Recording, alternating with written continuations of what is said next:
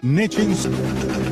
Va ora in onda Chilometro Zero, agricoltura, pesca e ambiente, a cura di Lorenzo Viviani.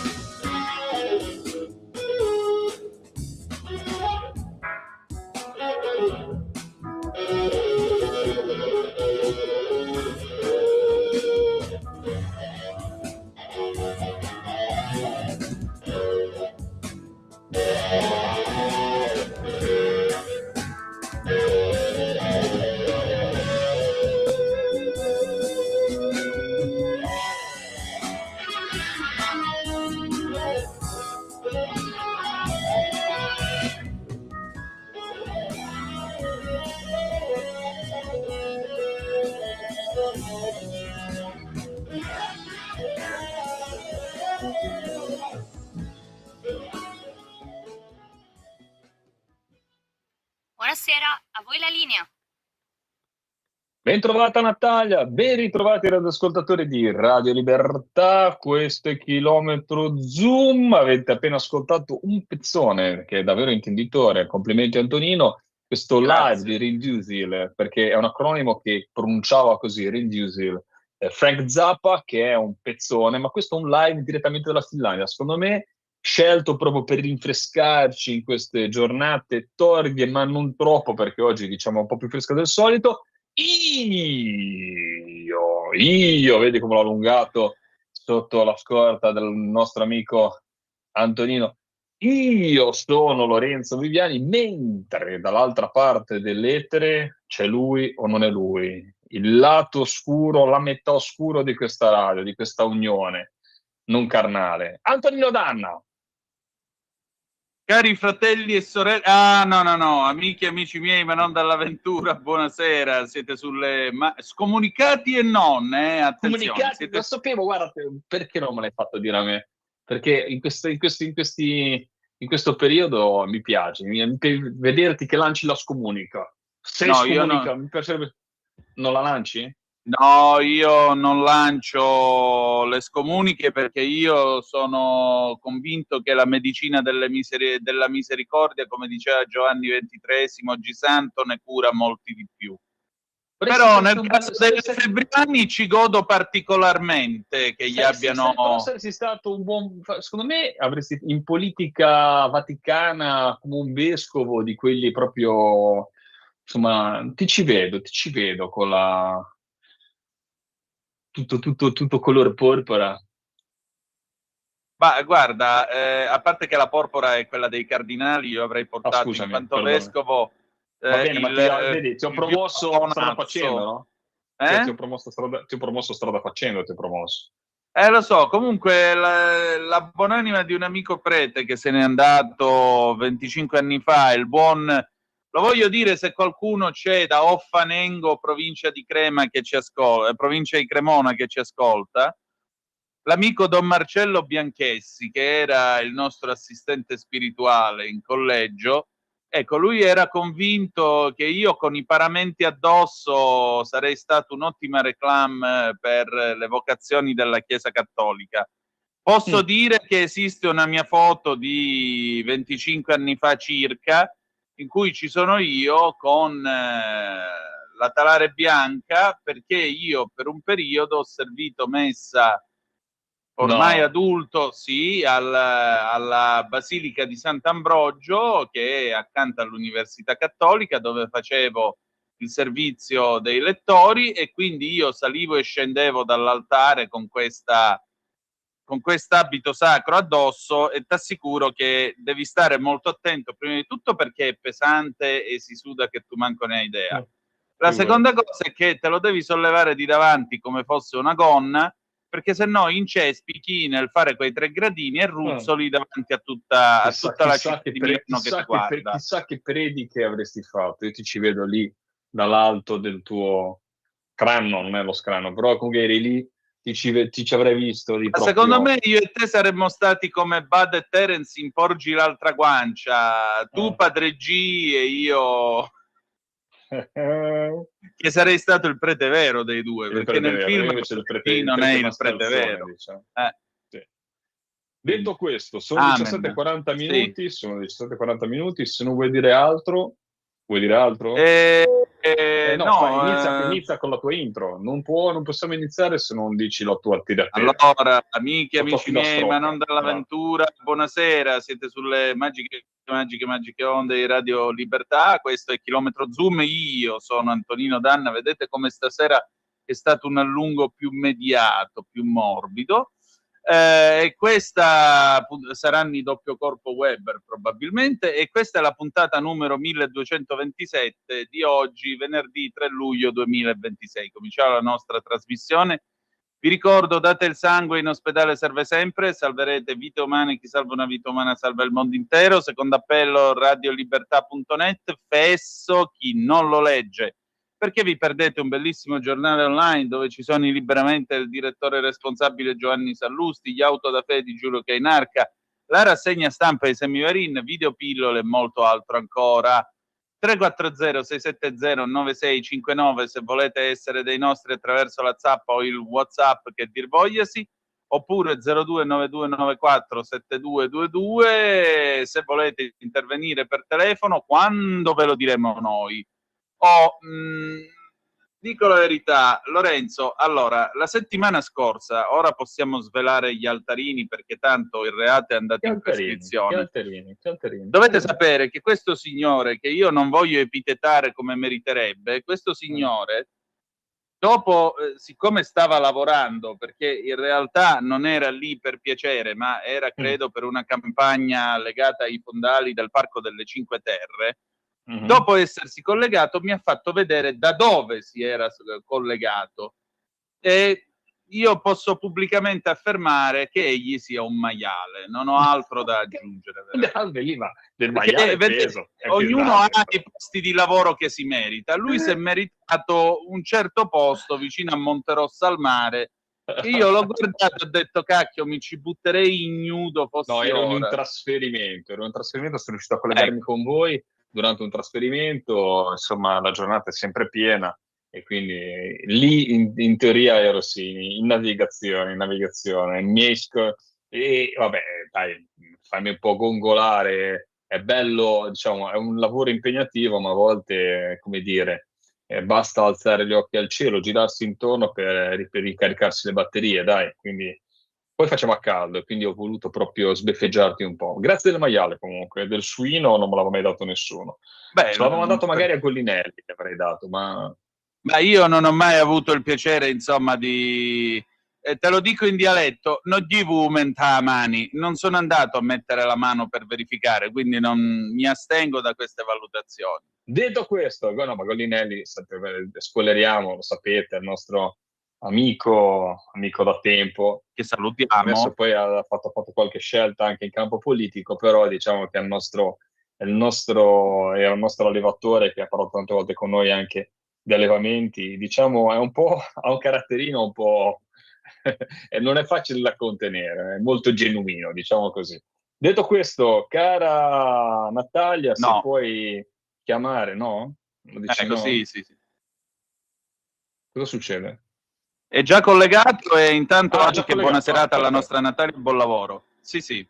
Grazie. Allora, scusate, Vai intanto pure Lorenzo. siamo poco formali. Vi presentiamo diciamo, l'ospite di questa sera, che è il presidente di Union Birrai, che è l'associazione di categoria dei piccoli birrifici artigianali indipendenti, ed è il dottor Vittorio Ferraris. Grazie Vittorio di essere con noi e ti faccio subito, a parte di augurarti una buona serata e naturalmente ringraziarti della partecipazione in questa trasmissione, una domanda subito a bruciapelo, che almeno Prego. partiamo dalle basi. La differenza fra una birra diciamo commerciale dei grandi gruppi, delle grandi multinazionali, invece una birra artigianale. E poi naturalmente raccontarci un po' di questi 30 anni di birra artigianale, che siamo curiosissimi.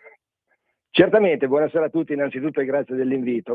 Diciamo che in Italia esiste la birra che tutti quanti ovviamente conosciamo, che voi avete appena definito commerciale, noi spesso si usa il termine industriale, anche se voglio dire sono abbastanza impropri, no? È la birra. Dopodiché alla metà degli anni 90 è nato questo fenomeno dei piccoli birrifici artigianali, così chiamati, no? Indipendenti, che hanno cominciato a produrre birre completamente diverse da quelle che era lo stereotipo classico della birra in Italia, no? La bionda da 5 gradi frizzante, che è nell'immaginario comune l'emblema della birra, no? E quindi portando sul tavolo dei consumatori una serie diciamo di stili differenti, di poi l'innovazione e la creatività dell'artigiano italiano, soprattutto nell'agroalimentare, è nota, no? Quindi è nata questa variopinta gamma di prodotti che hanno un po' differenziato il modo di bere la birra sulle tavole degli italiani. Ecco, questo è stato il grande apporto. Poi da un punto di vista legale diciamo che c'è proprio una definizione, perché la birra artigianale è quella realizzata solo dai piccoli birrifici indipendenti che appunto noi rappresentiamo, e ha la caratteristica da un punto di vista di prodotto di non essere pastorizzata. Questa chiaramente è la differenza dai prodotti che sono in commercio nella larga distribuzione.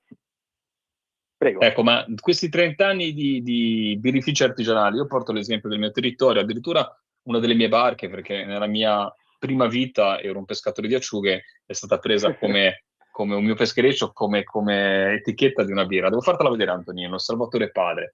Però, a parte inventarsi nuovi gusti, addirittura qua il birrificio, possiamo anche dirlo, birrificio del Golfo, qua la Spezia ha fatto anche la birra con l'ostrica, ma si trovano tante cose, tante innovazioni, anche magari trovate, insomma, anche per incuriosire il consumatore. Come sono stati questi 30 anni? Da come si è partiti? Naturalmente c'è stato chi è stato un po' precursore, poi diciamo tanti ragazzi, tanta passione. I primi pionieri della birra artigianale italiana a metà degli anni 90 hanno subito trovato una collocazione particolare, che era quella del brew pub, no? Cioè quella della possibilità di realizzare prodotti e renderli immediatamente fruibili ai propri consumatori attraverso la somministrazione diretta, quindi anche il modo di lavorare sul territorio, come dicevate prima, no? Proprio magari anche utilizzando materie prime del territorio e caratterizzando molto i loro prodotti. Quindi un prodotto, diciamo, estremamente particolare. È chiaro che poi la crescita, anche in termini proprio di volume, di distribuzione sul mercato, ha fatto sì che insomma si consolidasse, no? Questo processo, che rimane molto identitario sia da un punto di vista nazionale ma anche da un punto di vista locale. Tant'è che proprio il progetto che noi abbiamo varato dei 30 anni di birra, no? Con buona questa birra, è stata un po' una chiamata a tutti i nostri birrifici in tutte le regioni italiane e a realizzare una collaborazione tra di loro e a realizzare un prodotto che in qualche modo avesse le caratteristiche locali, no? Quindi proprio questa identità. E direi che questo è uno dei valori principali che continuiamo a difendere, no? Nel mondo artigianale, quello della localizzazione, l'identità col territorio, proprio i valori territoriali, tant'è che anche in Italia si sta sviluppando sempre di più una filiera delle materie prime, cosa che fino a 30 anni fa era assolutamente impossibile, no? Cioè quindi orzo, quindi malto da orzo, e luppolo, fruibili direttamente da coltivazioni italiane. Questo è un altro carattere distintivo estremamente importante. Sì, no, io volevo chiederle, ma le novità in campo legislativo, cosa ne pensa e soprattutto cosa serve per aiutare questo settore? Cioè, addirittura i tedeschi si vantano, basta comprare una qualunque bottiglia di birra, del fatto che il loro diritto già dal 500 normava la purezza degli ingredienti della birra. Ecco. E noi? Allora, noi purtroppo, devo dirlo, abbiamo una norma estremamente obsoleta che è del 1962 che regolamenta la produzione di birra in Italia, determinando anche tutte le caratteristiche proprio del prodotto, no? È chiaro che a distanza di 60 anni e con tutta quell'innovazione di cui abbiamo parlato prima, no? Che hanno portato soprattutto i birrifici artigianali, oggi si necessita di un tessuto normativo completamente differente che rispecchi in qualche modo le esigenze della nuova produzione brassicola. E devo dire che da questo punto di vista le istituzioni hanno dimostrato grande disponibilità. C'è un progetto di legge che oramai da 2 anni si sta delineando. Certo, i tempi non sono velocissimi, ma dopo 60 anni si tratta di rivedere una norma principale per il nostro prodotto ed è molto delicato. Parallelamente ci sono costantemente piccoli adeguamenti e la nostra associazione da questo punto di vista è molto attiva nella sua attività sindacale e anche da questo punto di vista devo dire che tutte le istituzioni rispondono in maniera molto attenta anche da un punto di vista fiscale, perché ad esempio noi piccoli birrifici in Italia godiamo di un'agevolazione sulle accise sul prodotto, che è una direttiva comunitaria europea recepita dall'Italia che aiuta sicuramente la piccola impresa anche nell'affrontare un gettito fiscale abbastanza importante, no? Quindi veramente soddisfatti per quello che fino ad oggi le istituzioni hanno fatto e stanno promettendo di fare per il futuro. Ecco, ma una domanda a bruciapelo, perché mi ricordo quando ero parlamentare anche un po' del tema delle accise e c'era un po' anche questa conflittualità, questo dualismo con, diciamo, la birra industriale e non si capivano bene magari anche come allocare le risorse, se farlo per tutti, farlo solo per i piccoli, in che proporzioni. Com'è il rapporto con la birra industriale? Siete due cose diverse? Si riesce a ragionare? Ma diciamo che dopo gli anni di battaglia, questo lo devo dire, perché nel momento in cui la birra artigianale si stava affermando, un po' di stupore, di attenzione sul mercato si è creato, no? Perché è chiaro che ognuno poi difende le sue quote di mercato. Parlando di un rapporto da un punto di vista proporzionale numerico, la birra artigianale rappresenta il 3% del mercato della produzione e del consumo in Italia, quindi siamo su una percentuale estremamente bassa, che da un punto di vista fiscale ci ha permesso anche di, diciamo, sostenere la nostra battaglia perché aveva un impatto estremamente basso, no? Da un punto di vista parlo proprio dell'agevolazione fiscale verso i piccoli produttori, perché va a impattare un 3% diciamo, della produzione. Quindi da questo punto di vista si è andati.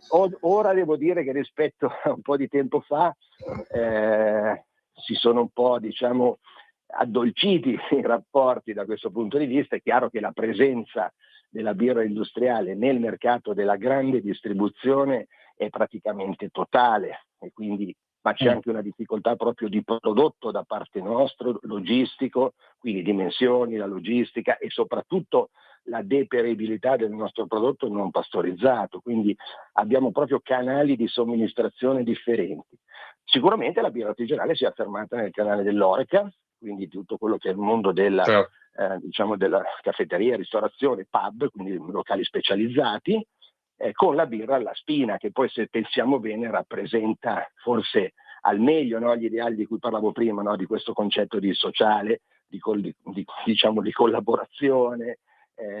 In qualche modo la birra rappresenta anche questo, no, un momento di incontro e quindi la birra alla spina nel mondo artigianale ha dato una grande spinta.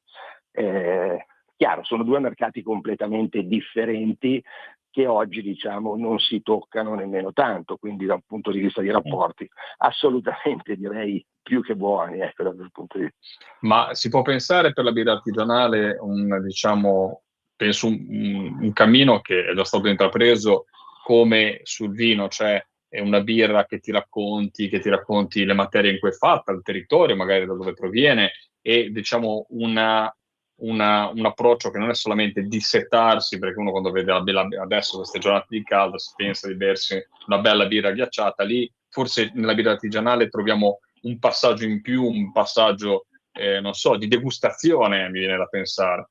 Com'è lo stato Assolutamente, dell'arte? questo è assolutamente verissimo, tant'è che la nostra associazione ha anche proprio questi due volti, cioè da un lato quello che descrivevo prima, no, di attività proprio sindacale da un certo punto di vista, a tutela dei produttori, dall'altra parte una veste culturale di divulgazione. Ha parlato giustamente di degustazione, perché noi abbiamo circa 200 sommelier, tra virgolette, della birra formati da noi, che sono un po' il verbo in giro per l'Italia, no? Coloro che comunque portano questa conoscenza, che richiede giustamente forse non tanto una responsabilizzazione, una consapevolezza maggiore nella bevuta, no? L'affrontarla magari con anche una conoscenza maggiore.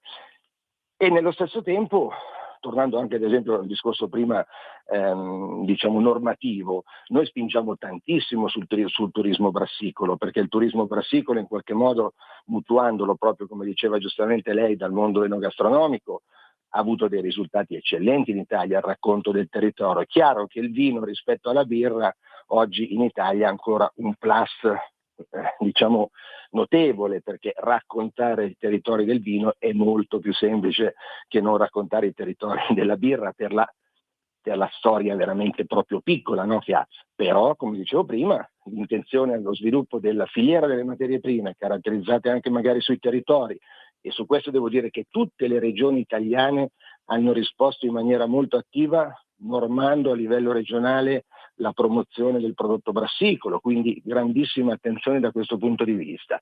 È chiaro che è un prodotto agricolo a tutti gli effetti, la storia da costruire attorno alla birra è leggermente, diciamo, più in salita, no? Un po' più difficoltosa rispetto al vino, che viene da sé anche per una cultura, una tradizione italiana di bevuta. Nella nostra testa il vino è ovviamente il prodotto da pasto per eccellenza, ecco, quindi tutti quanti lo conosciamo. La birra è ancora un pochettino difficile, ma ci stiamo lavorando. Senta, ma stasera che cosa si berrebbe, Presidente? Guardi, io stasera mi bevo una bellissima stout, infatti adesso che è una birra, devo dire, di tradizione ovviamente anglosassone, ma io amo queste tipologie di birre, estremamente dissetanti, scure, d'estate, bassa gradazione, ed sono birre che ad esempio noi sul mercato italiano abbiamo portato col mondo della birra artigianale, perché sicuramente le birre realizzate con i malti tostati non erano assolutamente note in Italia, se non la Guinness, dai, tanto per fare un nome che qualcuno magari conosceva. Però insomma questa è una mia scelta per questa sera, perché proprio questo tipo di birra per me col caldo dà un aiuto fondamentale. Può essere anche un buon consiglio per i nostri radioascoltatori. Grazie al Presidente Vittorio Ferraris. È anche molto importante questo connubio con il nostro mondo agricolo, e insomma anche creare un prodotto che sia quasi, diciamo, legato anche alla terra dove viene, sempre un valore aggiunto di identità, di cultura, anche rinnovata, in un segno magari non tradizionale, magari non, diciamo, di tradizione prettamente nostrano, perché magari in certe regioni non era così sviluppata, però è sempre un'innovazione giusta che valorizza i prodotti della nostra terra, e in questo caso devo dire la verità anche del nostro mare, perché la birra colostrica mi è rimasta impressa. Detto questo, grazie a Vittorio Ferraris, presidente di Ogni Birrai, e Presidente, quando vuole, anche perché diciamo che ci ha rinfrescato, parlare di birra è stato piacevole. Grazie Vittorio, alla prossima. Grazie a tutti voi, grazie mille, buona serata. Buona serata. Caro Antonino, te cosa ti berresti invece? Ma io, oddio, ci sarebbe una bella birra fresca con sto caldo. Effettivamente come suggerimento non è male. Devo vedere se c'è qualche birrificio artigianale qua attorno e poi vediamo, dai.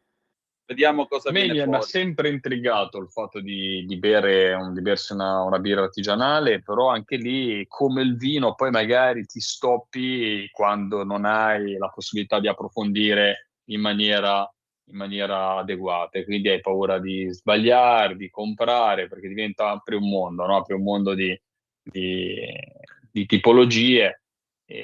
Io adesso per alcuni tipi di occasioni magari sul vino ho avuto la possibilità di approfondire, e già anche quando comprerò una bottiglia, scegliere un bicchiere di vino lo faccio con più tranquillità, mi diverto a sceglierlo quasi. Prima ero un po' quasi intimorito dalla scelta, e sulla birra artigianale forse sono ancora in questo stadio, diciamo, un po' primordiale, in cui devo ancora capirci ancora qualcosa in quello che sto comprando e sto per bere.